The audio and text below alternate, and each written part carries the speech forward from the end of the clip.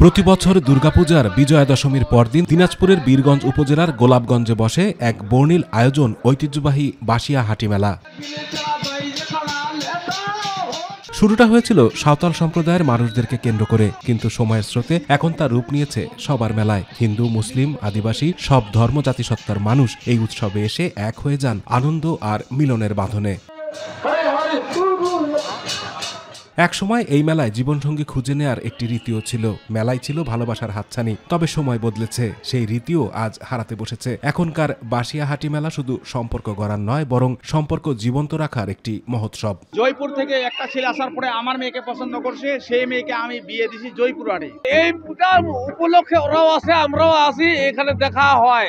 উপজাতি সম্প্রদায়ের, বিশেষ করে আদিবাসী যাদেরকে বলে, ওরা বিভিন্ন এলাকা থেকে আসে একটা মিলন মেলার আয়োজন করছে এবং রাস্তার আশেপাশে দেখলাম যে শুধু খালি বিভিন্ন প্রকার দ্রব্য সামগ্রী নিয়ে বসতে, কেনা বেচা করতেছে। মেলার মাঠ জুড়ে চোখে পড়ে নানা পসরা, কাঁচের চুড়ি, রঙিন ফিতা, ঝিনুক, মাটির পাত্র থেকে শুরু করে দা, কুড়াল, হাড়ি পাতিল পর্যন্ত সবই মেলে এক জায়গায়। আরও আছে বাঁশের বাঁশি, ঢোল, মাদলের তালে তালে উৎসবের উন্মাদনা। হস্তশিল্প, খেলনা আর স্থানীয় খাবারের দোকান মেলাটিকে করে তোলে আরো রঙিন ও প্রাণবন্ত।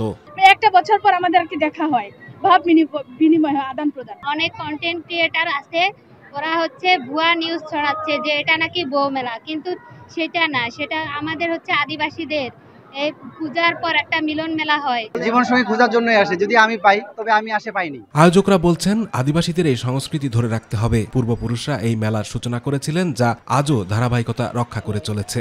আমাদের সহযোগিতায় এই মেলাটা আরো উত্তরোত্তর বৃদ্ধি পাক, কলেবর বৃদ্ধি পাক এবং মানুষ উপভোগ করুক, জানুক যে আগে তাদের ঐতিহ্য কি ছিল, তাদের সংস্কৃতি কি ছিল।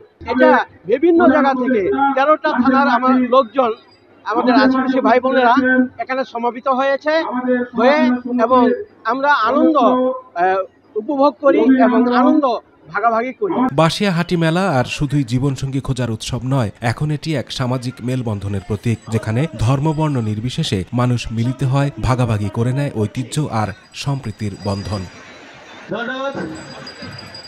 আতিকুর রহমান তিতাস, মাই টিভি।